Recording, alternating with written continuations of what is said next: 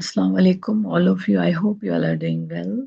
As you know that I had started the lecture series. This is a one paper, one liner lecture series. So these lectures are taken from different, these one liner questions are taken from different sources. And basically this PDF is of most frequently asked, most repeated and most important questions. So every question is each and every question in this lecture is very important. And last class I had covered this part, and now I will cover this part today. Okay, so yeah, without wasting your time, let's start our today's class. So the first question is trick 2. Diplomacy occurs between private citizens rather than government officials. अब track two diplomacy जो होती है वो इसमें लिखा गया है according to this one liner, वो जो होती है वो होती है प्राइवेट सिटीजन्स के दरमियान में, राइट। प्राइवेट शहरी जो होते हैं उनके दरमियान में होती है, ना कि गवर्नमेंट ऑफिशियल्स के दरमियान में। It means that this is trick to diplomacy is between private citizens. Okay, अब क्रेमलिन के बारे में लिखा गया है। Kremlin is the Russian word for fortress, okay, citadel or the castle, and refers to any major fortified central complex found in historical Russian cities. And this word is often used to refer to the best known one, the Moscow Kremlin, or the government that is based there. अब ये basically मैं आपको इसके बारे में बताऊं तो ये क्रेमलिन एक वर्ड है, ओके, एक लफ्ज है जिसका वर्ड लिखा हुआ है, रशियन वर्ड है। ओके, अब इसका जैसे इन्होंने कहा है कि इसका मतलब है फोर्ट्रेस, किला, सिटाडल या कैसल भी आप कह सकते हैं इसे। ओके, मेजरली ये जो है वो फोर्टिफाइड सेंट्रल कॉम्प्लेक्स, फोर्टिफाइड मतलब एक किस जो किला जो होता है फोर्टिफाइड जो होता है, जैसे बीफ अप करना एक फ्रेजल वर्ब यूज हो रहा होता है, तो ये एक फोर्टिफाइड सेंट्रल कॉम्प्लेक्स है। ओके, फाउंड किया गया है हिस्टोरिकल रशियन सिटी में। और ये जो लफ्ज है क्रेमलिन, ये यूज होता है, used to refer to the best done one Moscow Kremlin, और ये जाना जाता है मॉस्को क्रेमलिन के लिए। एंड या तो government that is based there, या जो गवर्नमेंट उधर पाई जाती है या उधर है मॉस्को क्रेमलिन में, उसके लिए ये वर्ड क्रेमलिन यूज होता है। ओके, अब विष्णु के बारे में बताया गया है। विष्णु जो है वो क्या है, वो गॉड है हिंदुइज्म में। ओके, आपने देखा होगा कि नॉन मुस्लिम्स के नेम्स भी होते हैं लाइक विष्णु, लाइक अब ये विष्णु जो है इसमें लिखा गया है कि saviour of mankind, okay, is regarded as a major god of Hinduism and Indian mythology and Indian mythology। अच्छा, इन इंडियन होगा इसमें ना, इंडियन माइथोलॉजी में इसको क्या कहते हैं, ये एक गॉड है, मेजर गॉड है हिंदुइज्म का, ये खुदा है इनका, सेवियर ऑफ मैनकाइंड। ओके, अब नेक्स्ट वन लाइनर की तरफ आते हैं। Next one liner is the खमीर rock, literally translated as red khmers, was the name given to the followers of the Communist Party of Kampuchea, who were the ruling party in Cambodia from 1975 to 1979। Khmer Rouge जो है उसका literally translated as a red Khmer में is the name given to the followers of the Communist Party। ये जो है वो name इनको दिया गया था इनके फॉलोअर्स को, of the communist party of पूचिया।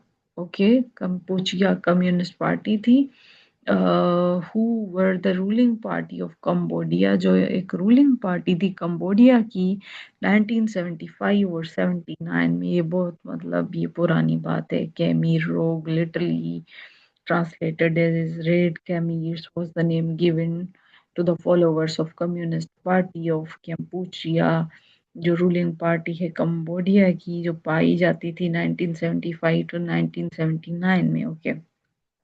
Strait of Hormuz is the narrow, strategically important strait between Gulf of Oman in the South Asia, South east में. Okay, south east and the Persian gulf. तो ये straight of Hormuz जो है, ये जो है वो south Asia में गल्फ ऑफ ओमान को और पर्शियन गल्फ को जोड़ती है. ओके. आगे, on the north coast of Iran. अब ये पाकिस्तान है, सपोज करें पाकिस्तान की साइड ईरान आता है. ओके, तो ये बोल रहा है साउथ में, तो वो पाकिस्तान की साउथ में आता है ना. Iran, and on the south coast is the United Arab Emirates. South coast में कौन सा है?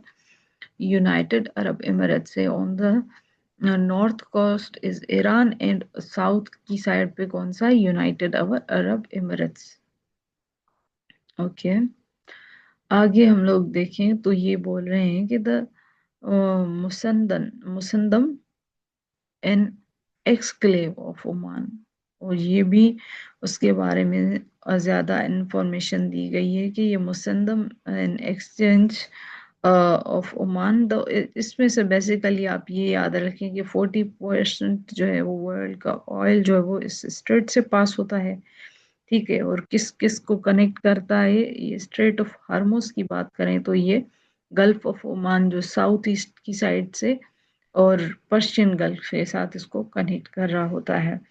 नेक्स्ट हम लोग बात करें तो मदा में तो सॉड्स is a wax museum in London with the branches in number of major cities, and it was founded by wax sculptor Mary Tussauds and was formerly known as Madame Tussauds.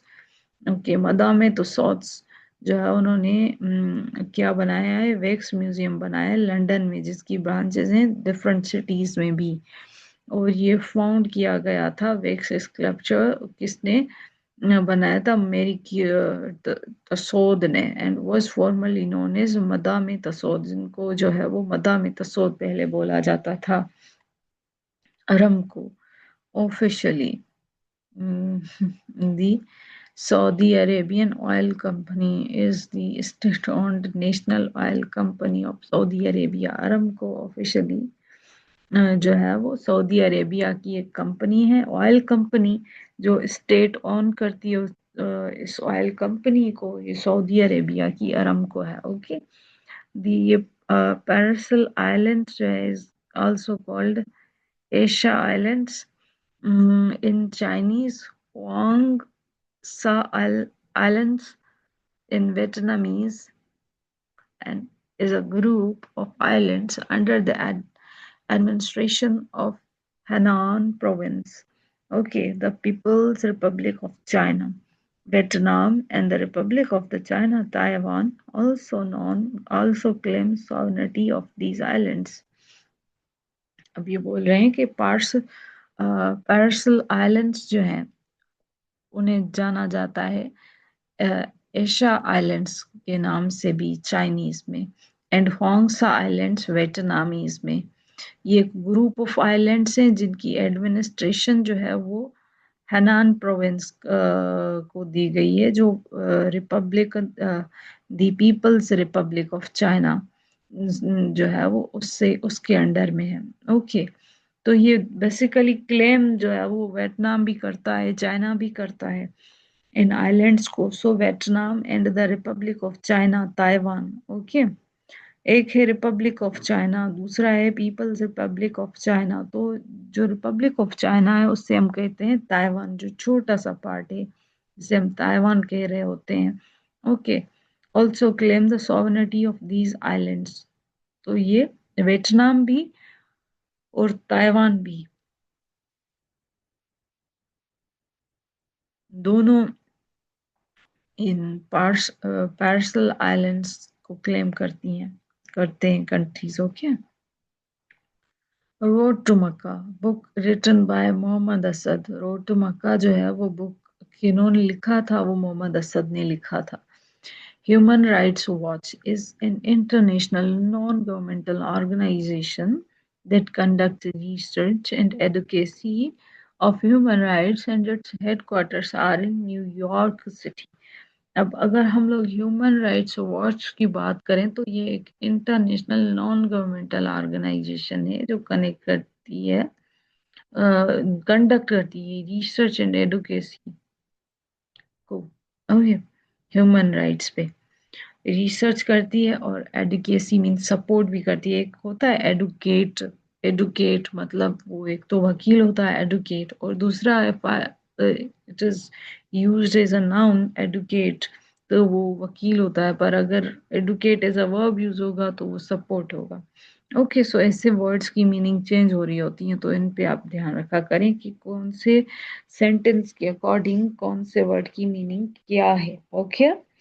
Its headquarters are in New York city. तो human rights watch के जो headquarter है वो New York city में है. Madras is the old name of Chennai. Chennai का old name Madras. Okay.